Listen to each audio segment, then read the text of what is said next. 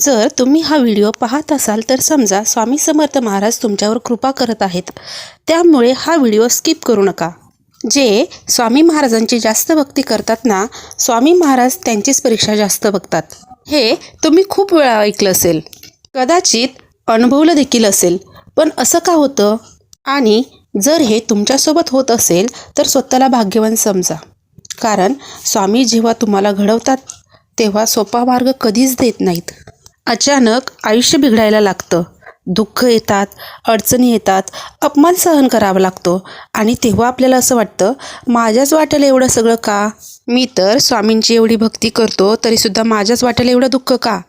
पण लक्षात ठेवा, जर स्वामी तुमची परीक्षा घेत असतील तर तेच स्वामी त्या परीक्षेमध्ये पास देखील करतील. ते आयुष्य सोपं करत नाहीत, ते आयुष्य एवढं कठीण करतात की माणसाला वाटतं की हे माझ्याकडून आता होणारच नाही. तर लक्षात ठेवा, हे दुःख नाही, हे घडणं आहे.